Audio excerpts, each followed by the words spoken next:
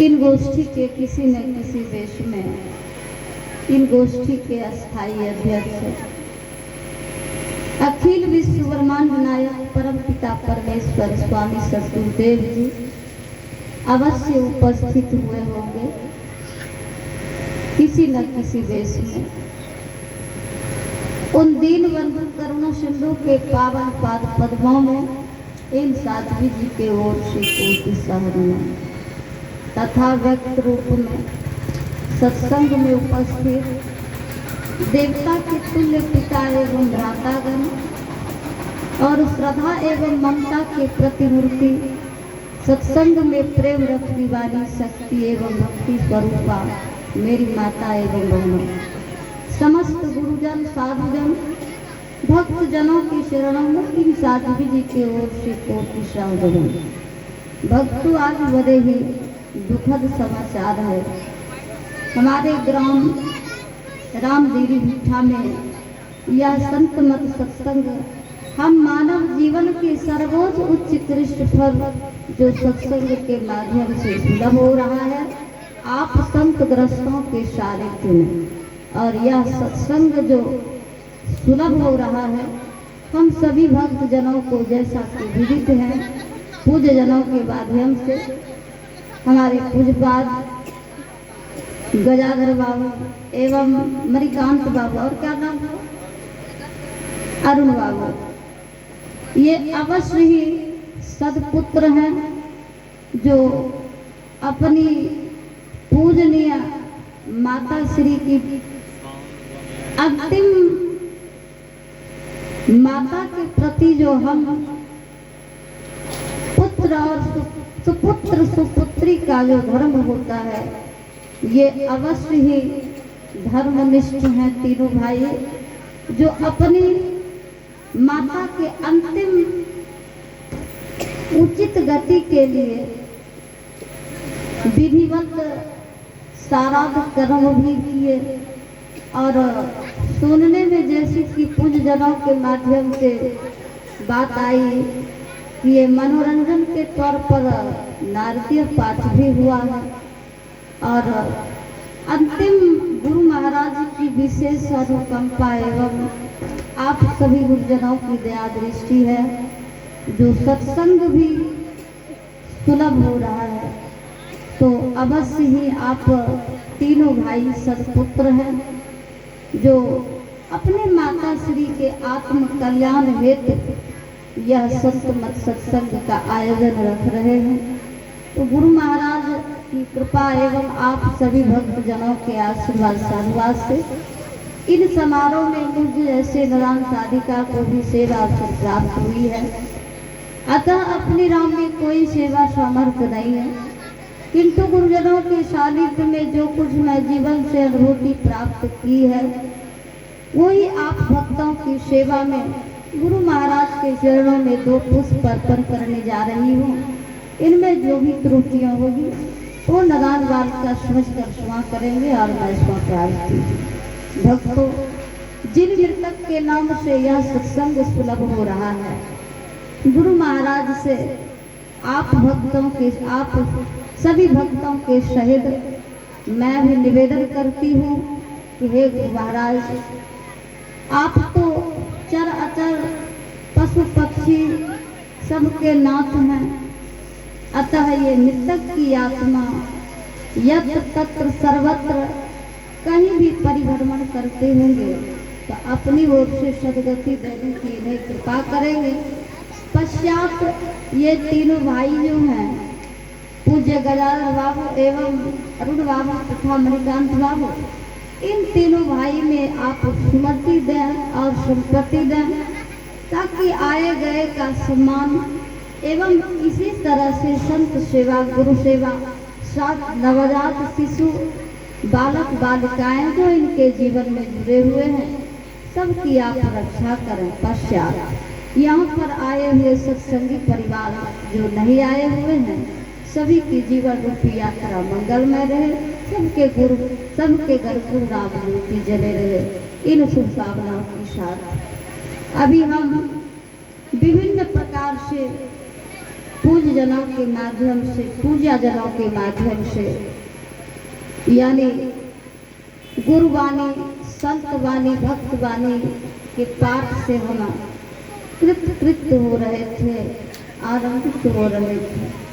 सत्संग में सार, सब बात की एक ही सार है कि हम जीव 4 खानी और 84 लाख प्रकार के योनि में परिभ्रमण करते हुए बहुत तंग है, आतंग है, जिसके कारण हमारी जीवात्मा सदा सर्वदा दुखी रहती है। जब भी मृत्यु होती है तो सदगुरु कवि साहब निवेदन किए कि मन मुआ न माया हुई, मर मर गया शरीर, आशा तृष्णा नाम हुए, सुकह गए दास कबीर। जब भी मृत्यु होती है तो हमारे शरीर की मृत्यु होती है, न कि हमारा मन मरता है, न माया मरती है। जिस मन के कारण और माया के कारण अतः हमारी जिस ओर वासना चली जाती है, उस वासना के कारण हमारा जन्म और मरण के कारण पड़ जाते हम जीवात्मा।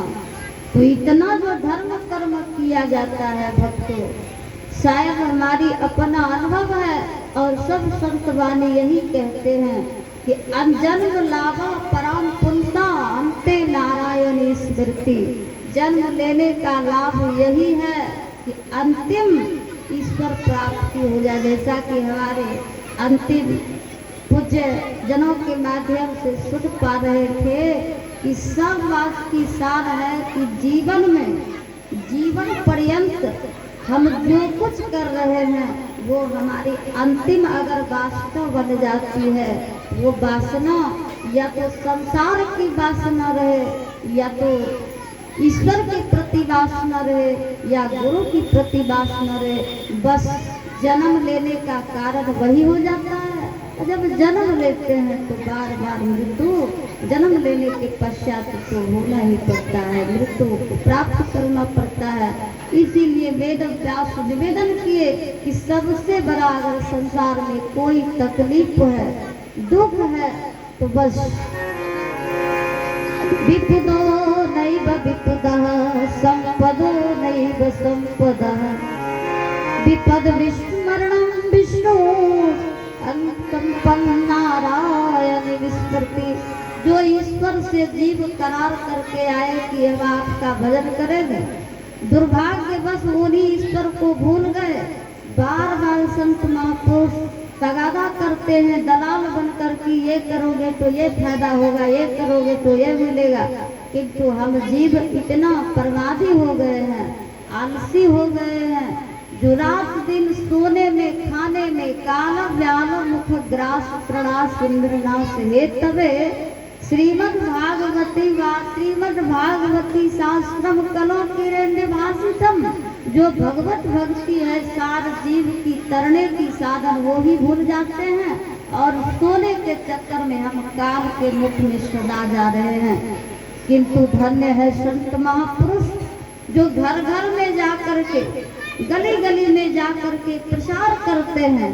जैसे में आ जाइए जगत गुरु शंकराचार्य जी महाराज क्या कह रहे हैं कि किसे तुम अपना मानते हो, शरीर संसार को अपना कहते हो, यही तुम्हारा अपना पता है?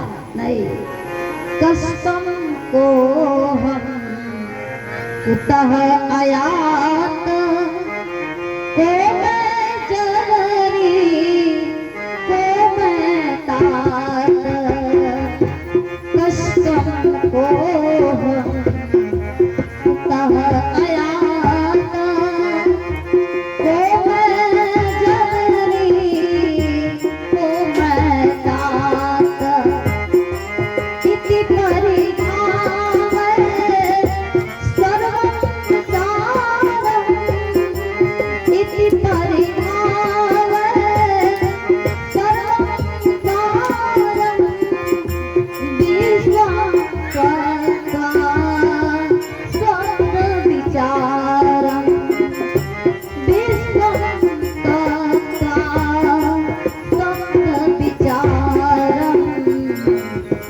गोविंदम भज गोविंदम गोविंदम भज मूढ़मते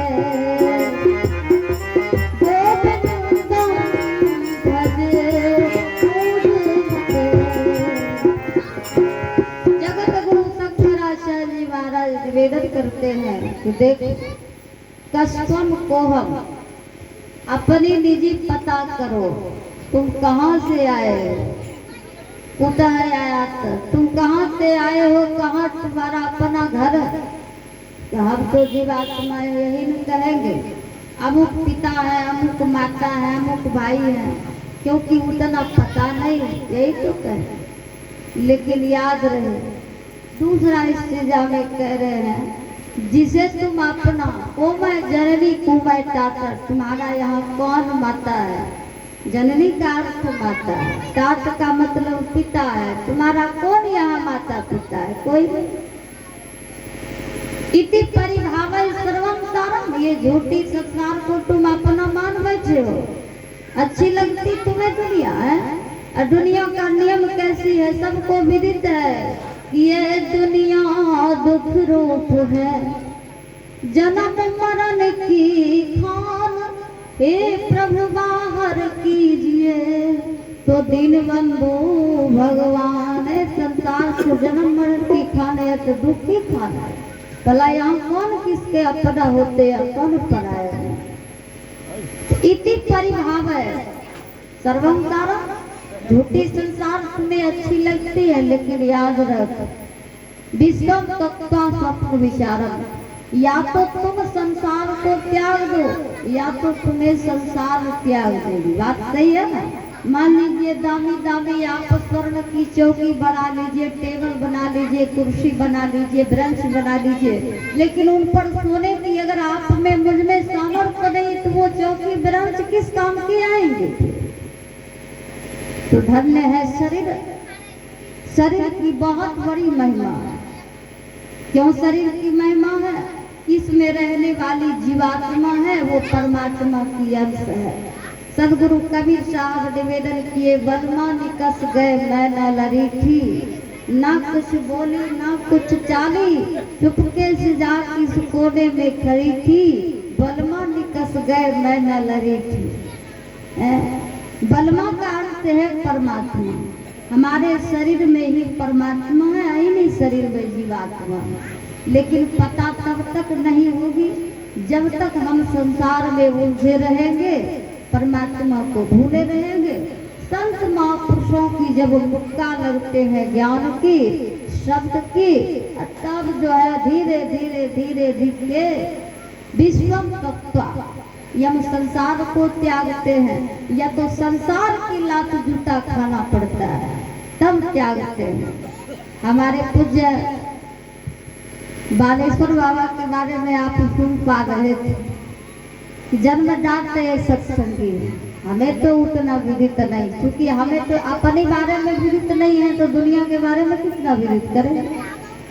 लेकिन हाँ, सत्संगी का परिचय क्या है, हर स्थिति में अपनी संतुलन न छोड़े। स्थिति परिस्थिति वो ईश्वर के हाथ है। ज्यादा जो विद्यार्थी पढ़ते हैं उनकी उतनी कड़ी परीक्षाएं होती है। वो परीक्षा में अगर आप फेल हो रहे हैं तो इसका मतलब है सही स्टूडेंट नहीं है, सही रूप से आपकी पढ़ाई लिखाई नहीं। बहुत लोग कहते हैं सत्संगी को दुख क्यों होता है, या तो कर्तव्य आप सुन पा रहे थे वहाँ निकी और मदी के स्थान बनल बा, ई सगरिया और मिट्टी के मकान बनल बा। भगवान के यहाँ से हम जीव विश्वास करके आए कि आपका भजन करेंगे, सत्संग करेंगे, ध्यान करेंगे, किंतु जब संसार में आ गए पूरी को भूल गए तो अवश्य है कि दूसरे के घर में कितना दुख सुखी रहे। मान लीजिए हम आए हैं भगवानपुर से, तत्काल आश्रम वहाँ पर बना हुआ है गुरु महाराज की, रहते वहाँ। अब रात भर कोई कहले साधवी जी भाव बस कि आप रह लो, तो जो आनंद मुझे आश्रम में आएंगे वो आनंद किन्हीं के घर पर आएगा, क्यों आएगा। गृहस्थ हैं आप लोग, अन्यथा ना माने किसी की बहू बेटी की स्वभाव ऐसी है कि वो 6 बजे जगती है सो करके। अब महात्मा चिल्लाओ है पानी ले आओ, है दतमन ले आओ, है ये लो, प्रतिकूलता में कितना सुख पाते हैं ये। तो इतना विश्वास कीजिए, ये थोड़ी सी संसार में इतनी तकलीफ है, थोड़ी एक दिन के लिए तकलीफ बर्दाश्त हम नहीं कर पाते हैं। जो परमात्मा के दुनिया में अर्थात वो परमात्मा से जीवात्मा की मित्रता नहीं हो जाती है, भला ये झूठी दुनिया में कितना सुखी रहेगा? संभव है? कभी सुखी नहीं हो सकते। अगर आप सुखी ही होते तो फिर बार बार भगवान से याचना क्यों करते कि हे परमात्मा उद्धार कीजिए? कोई जरूरत नहीं। उद्धार का मार्ग अगर कोई है तो ये सत्संग है। सत्संग क्या है? सताम संगह सत्संग, सत्य को पकड़ लेना और झूठ को त्याग देना। तो झूठ क्या है? संसार शरीर से जो भी संबंध है हमारे, या तो हम उसे नहीं त्यागते हैं तो वो तो त्याग देंगे। तो सच यही है कि जो घर से धक्का मुक्का दिया जाएगा कल, वो आज ही हम क्यों न त्याग दें। विश्वम तत्वा स्वप्न विचारण, क्योंकि स्वप्नवत संसार है। तो त्याग कर क्या करें? भज गोविंदम भज गोविंदम गोविंदम भज मूढ़ मत। ये मूढ़ मन जो संसार को बार बार पकड़ना चाहता है, तो ये मूढ़ नहीं है तो क्या है? इस मूढ़ मन को ईश्वर भक्ति में लगा दे, अर्थात ध्यान में लगा दे और सत्संग में लगा दे। हम क्यों लगा देंगे साधु जी? जरूरत क्या है लगाना? इसीलिए भक्तों की मजबूरी है कि कबीरा गर्व न कीजिए काल गरे किरकेश, मैं जाना कि तुम्हारी है क्या घर क्या परदेश। ये शरीर जो है ना काल के बस में है हम सभी। अगर थोड़ी सी भी ईश्वर की कृपा पात्र हो जाते हैं तो काल के मुख से उबर जाएंगे।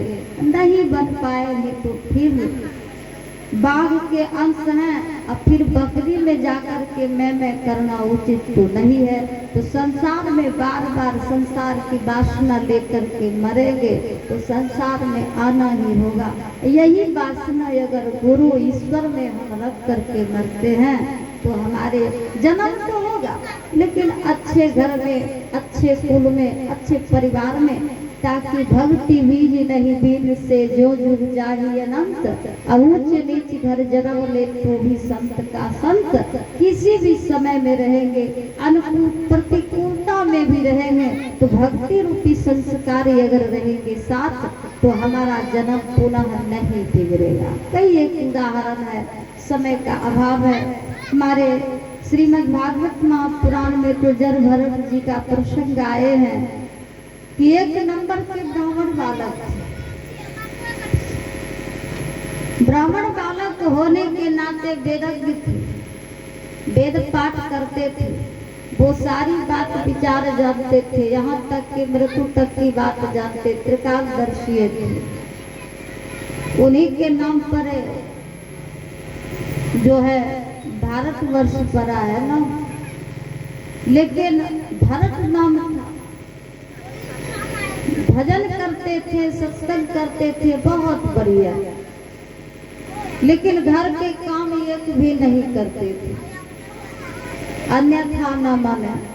साधक के लिए, हम मनुष्य के लिए अगर दूसरे का अन्न खा खा करके भी सोचेंगे कि ध्यान करेंगे, सत्संग करेंगे, तो वो भी कोई फायदामंद नहीं है, जहाँ तक हानि ही पहुँचाता है। आप कहेंगे साधु जी तुम तो दूसरे का अन्न खा के बड़ी भई। वास्तविक में मैं दूसरे का अन्न खा खा कर बड़ी भई है, लेकिन हाँ कोशिश रखते इतना ही कि जो, अब मान लीजिए सबको तो अलग अलग गुरु महाराज विभाग दे रखे हैं। कोई हमारे सत्संग में नाल बजाते, कोई झाल बजाते हो, आर्गन बजाते हैं, कोई प्रवचन करते, विभाग तो सबका अलग अलग है। तो आप कृषि वर्ग के हैं तो आप किसान भले बन के सब कुछ कर सकते, तो हमारी बस की बात तो नहीं है आपकी मूली लगाना, गोभी उखाड़ना, ये तो कर नहीं सकते। तो हमारी सेवा गुरु महाराज जी हैं आर के बजा लेकर, यही सेवा है, ये सेवा जानकर करते हैं। लेकिन हाँ, कोशिश यही रखते हैं कि ज्यादा से ज्यादा ध्यान हो, भजन हो, अपनी सुधार के लिए। परमात्मा को कोई जरूरत नहीं है, हम करें न करें उससे कोई फर्क नहीं पड़ने वाला है, लेकिन अपने सुधार के लिए ध्यान भजन अति आवश्यक है। ये तो थोड़ी देर के लिए, घंटा 2 घंटों के लिए बाह्य सत्संग है, 3 घंटा, किंतु अपने आप जितना अंतर धसने की प्रयास करे वो ही असली सत्संग है। तो जन भरत काम धंधे कुछ भी नहीं करते थे। एक दिन घर में भाई कहा कि देखो तुम्हारी भाभी भोजन बनाती बनाती थक जाती है, ज्यादा से ज्यादा तुम ही भोजन करते हो, तो कुछ काम नहीं करोगे, धंधा नहीं करो घर के, तो ये घर का अन्न पचेगा तुम्हें कैसे? जर भरत बोले तो कोई काम मुझे बता दो। बोले जाओ, घर में तो तुमसे कुछ काम होता नहीं है, खेत में जाकर के तुम खेत में जाकर के काम करो। अब खेत में भी काम करने लगे तो सोच लिए कि जो जो चिड़िया, काम क्या था कि बीज जो बोया गया था जमीन में कोई पक्षी न खाए, तो जो जो पक्षी आते तो इनके मन में होता कि जब सब दुनिया पूरी राम जी की है, साधु भाई यही जग राम बगीचा, तो राम जी की है तो भला खेत भी तो राम जी का है। जो जो पक्षी आते थे कहते राम जी की चिड़िया, राम जी के खेत खा लो चिड़िया, भर भर पेट खूब खाओ। भाई को दुख हुआ, बोले ये खेत में भी धंधा करने लायक नहीं है, खेत से भी निकाल दिया गया। एक दिन आदिवासी ने बोला कि देखो मनुष्य का बलि अगर देंगे तो काली माँ बहुत खूब प्रसन्न होगी। काली मंदिर ले गया, जब काली मंदिर ले गए तो काली माँ के मन में तकलीफ हो गई कि ऐसे महापुरुषों को मुझे बलि दी जा रही है। तो काली माँ स्वयं ही प्रकट हो करके जो हत्यारे गए थे बलि देने के लिए उन्हीं सबका सर पहले तोहनी में कर दिया, वही सबका काली माँ भोग लगा दी, इनका प्राण रक्षा हो गया। न तो काली माँ को धन्यवाद दिया न कुछ। उतना बड़ा पहुँचे हुए संत सोचिए,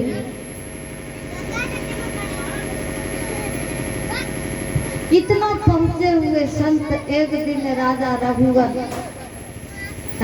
रघुगन सिंधु सोवेर देश का राजा था। वो जा रहे थे रथ लेकर के कपिल भगवान दर्शन के लिए। तो राजा सिंधु सोवेर देश की जो राजा रघुगन थे वो बोले कि कहार की कमी है, एक पालकी में इसको लगा देते, मोटा ताजा तो है। जब लगा लिए तो लगा लेने के बाद महात्मा की स्वभाव होते हैं, कभी धीरे धीरे चलते, कभी कम चलते, कभी ज्यादा से चलने लगते कि कोई मुझसे अपराध न बन जाए, किसी जीव की हत्या न हो जाए। यही सोच कर कम जब चलते थे तो राजा रघुवन बोले तुम लोगों में से कौन इस तरह से चल रहे हो मदीन चाल में? तो बोले नए वाले जो कहार आए हैं। बोले वाह, खाया पिया नहीं है, ये तो लगता है एकदम दुबला पतला है। जीवन में सर्वप्रथम बार ही बोले भरत, बोले कि याद है राजा, पूर्व जन्म में हम बहुत बढ़िया विद्वान थे, लेकिन थोड़ी सी मिर्ग पर मेरी आसक्ति हो गई थी। मिर्ग के बच्चे के साथ मेरा प्रगाढ़ प्रेम हो गया था, जिसके कारण मुझे मृग देह में जाना पड़ा। थे महात्मा भक्ति की संस्कार थी, तो वो जन्म जब 6 माह मृग देह में पड़ा रहा तो सूखा सूखा पत्ती चुनकर खाता था, न कि हरा भरा खाता था। 6 माह के पश्चात मेरा देह त्याग हो गया। देह त्यागने के पश्चात देखो दूसरा जन्म में मैं ही जरभरत रूप में आया। तुम्हें पता है वो ही मृग तुम था और तुम्हारा मैं गुरु था। उतना लालन पालन किया था जो वो संस्कार अभी तुम्हें मिलाया, और तुम जिसकी बात करते हो वो मोटा तगड़ा थोड़ी ना है। अरे इसका मतलब है कि तुम मेरा शिष्य होने का केवल ड्रामा करते हो। क्यों? तो तुम्हें आत्मबोध जरा भी नहीं है। अगर आत्मबोध होता तुम्हें ऐसा पता होता कि नैनम छिन्दन्ति शस्त्राणि नैनम दहतिर्तावत्, कहते कि तुम्हें आत्मबोध हो गया होता है अगर तुम मेरा सही मैंने से शिष्य होता। ना चैनम कलेद यत्रिया ना सुक्ति मार्तः, कहते जिसकी तुम बात करते हो जीवात्मा है, उसकी कभी मृत्यु होती ही नहीं है।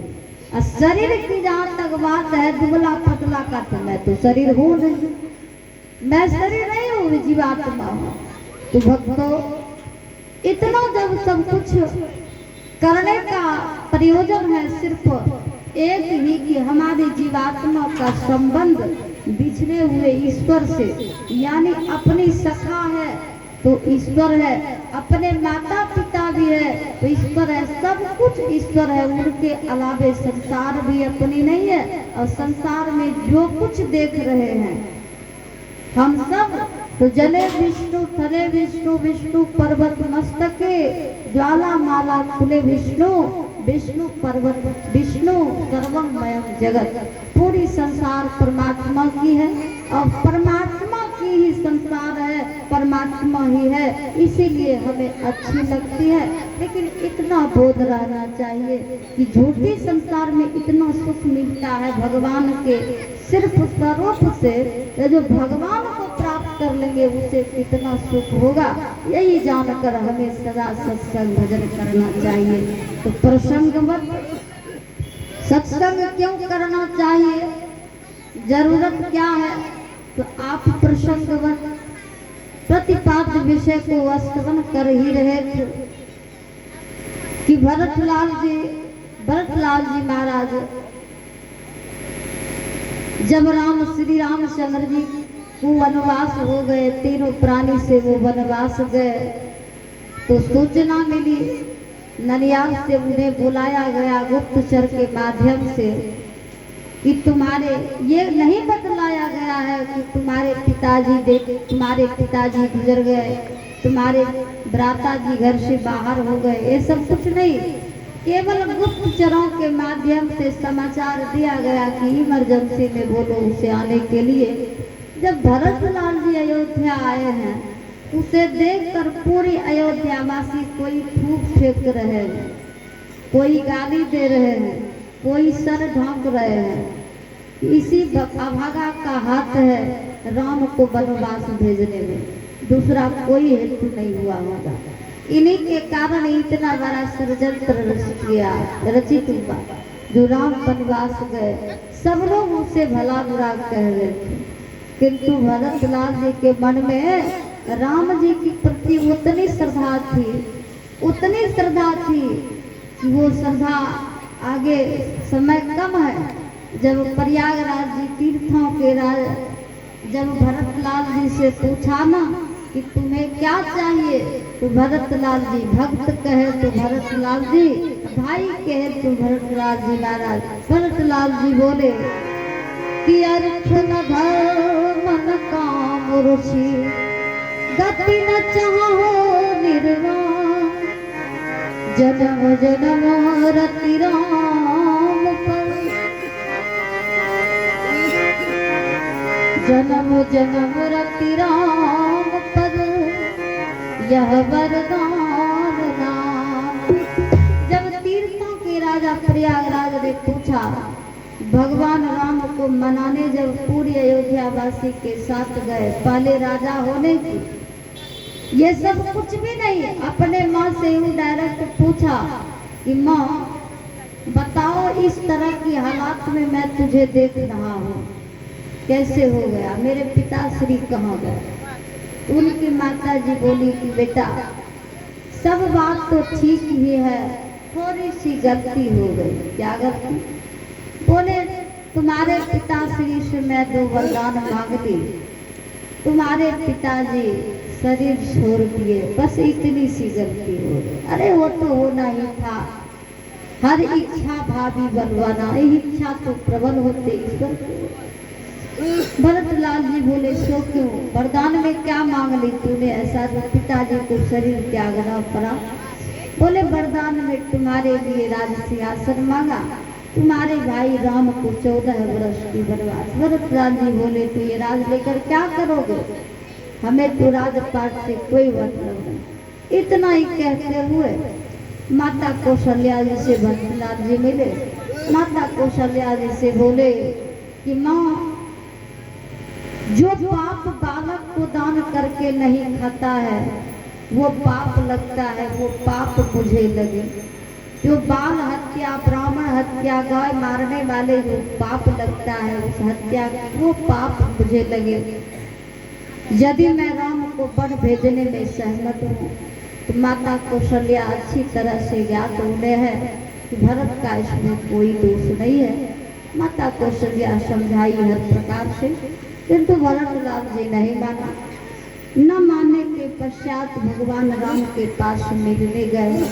मिलने के पश्चात भगवान राम को दर्शन नहीं दिए। तीर्थों के राजा। अब इस प्रसंग से ये पता चलता है कि संत दर्श को जाइए तज ममता अभिमान, जो जो पग आगे बढ़े कोटि तीर्थ स्नान। एक आस लिए भरतलाल जी जा रहे हैं कि राम जी से दर्शन हो, किंतु राम जी दर्शन से पूर्व सभी तीर्थ उन्हें दर्शन दिए और सब तीर्थों के राजा प्रयागराज हाथ जोड़कर खड़े हैं। कह रहे हैं भरत तुम कहाँ जा रहे हो? जिस राम को मनाने जा रहे हो वह राम तुम्हारी बात पर नहीं आने वाले हैं, क्योंकि 14 वर्ष के लिए वो बन आए हैं। तुम यहीं पर अर्थ धर्म काम मोक्ष ले लो। लेकिन भरतलाल जी बोले ये सब मुझे नहीं चाहिए। तुम्हें क्या चाहिए? गोस्वामी तुलसीदास जी लिखे कि आपन दारुण दीनता सब ही कहाँ सिरना, देखे बिनु रघुनाथ पद जिया के जरूरी बाजार। हमारे जीवन के सबसे बड़ी दीनता और हीनता यही है, आपन दारुण दीनता। सबको मैं कह रहा, सब ही कहाँ सिरना, सबको कहता देखे बिनो रघुनाथ पद जिया के जरूरी न जाए। हमारी सबसे बड़ी व्यथा यही है कि जब तक श्री रघुनाथ जी के चरण में मेरा अनुराग नहीं होगा या रघुनाथ जी से दर्शन नहीं होगी, तब तक ये जी के जरनी नहीं मिट सकते। तो भरत के बारे में तब विदेहराज और महारानी सुनैना ने पूछा कि भरत की कैसी भावना है। तब जो है विदेहराज तो ज्ञानी थे, वो बोले कि संसार में करोड़ों भक्त से ज्यादा अगर किन्हीं की ज्यादा महिमा है तो भरतलाल जी। वो कैसे? भरत अमित महिमा सुनो रानी, भरत अमित महिमा सुनो रानी, भरत अमित महिमा सुनो रानी, भरत अमित महिमा सुनो रानी। जो नहीं राम न सकही बखानी, जो नहीं राम न सकही बखानी। जगत पुराण भरत सरिस को राम सदेही, भरत सरिस को राम सदेही। जग जग राम राम जपु जेहि, जग जग राम राम जपु जेहि।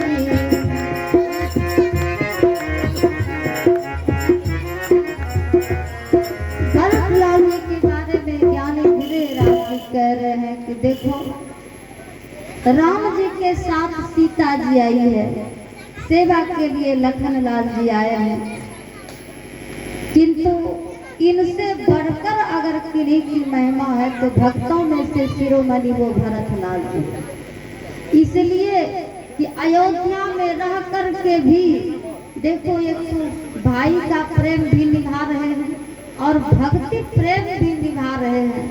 इसकी जैसी भक्ति आखिर संसार में किसकी होगी। इसलिए भरत यमित महिमा सुनुरानी, अजान ही राम न सकई बखानी। क्या राम जी इनके बारे में नहीं जानते हैं?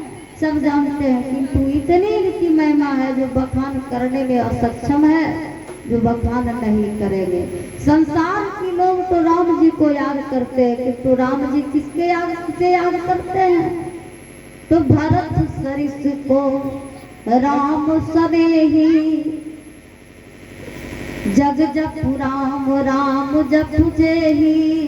पूरी संसार राम जी को जपते हैं, राम जी भरत लाल जी को जपते हैं। तो ये प्रसंग भरत लाल जी के बात पर जब भगवान राम नहीं माने, बन जाने को तैयार है, घर आने को तैयार नहीं हुए, पूरी अयोध्या वासी को साथ देकर चरण पादुका देकर लौट आए।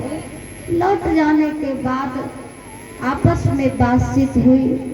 गुरु जी को शरण नतमस्तक होकर प्रणाम किए, सर झुकाकर प्रणाम किए और गुरु जी से कथा व्यथा सुनाए कि गुरुदेव क्या करूं, अब पिताश्री भी चले गए, राम भाई भी चले गए, अब क्या करूं।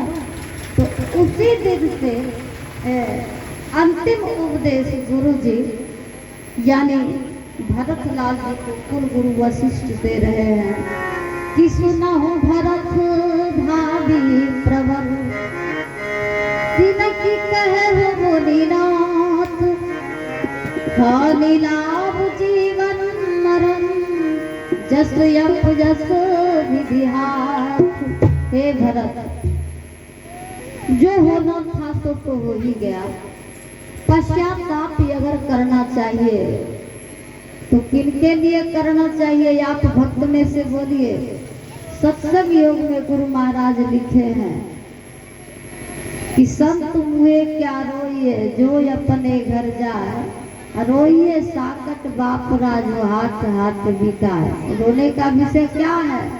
जो व्यक्ति जीवन में सत्संग भजन नहीं किया है, धर्म कर्म से जिनका जीवन नहीं जुड़ा है, वो व्यक्ति अगर मर जाता है उनके लिए अवश्य रोना चाहिए कि है बड़ा सुंदर भगवान ने मनुष्य का शरीर दिया, किंतु इन दुर्भागा आदमी इनसे लाभ नहीं ले पाया, ये जीवात्मा कहाँ जाएगी, उसके लिए अवश्य रोना चाहिए।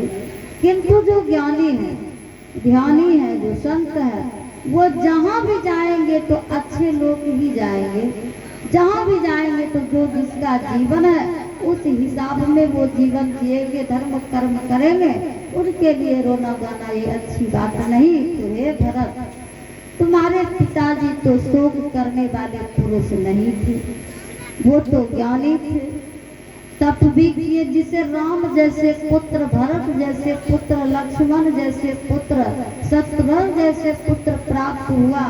साक्षात जगत जननी भगवती अंतःपरंबिका भक्ति जिसके घर में आई तो भला उनको क्यों कष्ट होना। तो सच यही है, तुम्हारे पिताजी तो अब आसार संसार से चल ही बसे हैं। तो एक काम करो, उन ज्ञानियों के लिए रोना नहीं, अभी जो तुम अपने पिताश्री के लिए करोगे वही तुम्हारे होने वाले पुत्र तुम्हारे लिए आगे करेंगे। इसलिए हे भरत, रोना गाना तो थोड़ा होता है, क्योंकि संसार से व्यक्ति जब जाता है तो कुछ देर के लिए अफसोस होता है, लेकिन ये सब हानि लाभ छोड़कर सुना हो भरत भाभी प्रबल, बिनती कहे मुड़ेरा, हानि लाभ जी बड़ मरण, जस यप जस विधि हाथ। ये सब विधाता की हाथ छोड़ दो, हानि लाभ जीवन मरण धर्म ये सब जो है उनके हाथ है, तो तुम अपना जो शुभ कर्म है वो करो। तो आज वही परंपरा है भक्तों, जो मरने के बाद लोग सत्संग कराते हैं। कई एक उदाहरण इनका है, समय अभाव है तो मैं भी गुरु महाराज से निवेदन करती हूँ कि जो मरकर चले गए वो तो फिर चले गए, लेकिन जो शरीर में है उनका फर्ज बनता है कि वो गए तो कल हम भी जाएंगे, तो फिर साथ क्या ले जाएंगे, साथ कुछ नहीं जाएगा। तो बस चारों काम में सत्य एक ही है कि जन्म के पश्चात माता पिता का सेवा करें, और माता पिता का सेवा ही फल स्वरूप है, और ईमानदारी की कमाए खाएं। क्योंकि यहाँ चाहे लोग लाख चोरी बेईमानी जो कुछ करेंगे, बस शरीर संसार तक ही रहेंगे, बाकी अपने राम के लिए कुछ भी साथ नहीं जाएगा। यही दिन जान करके उचित कर्म करें।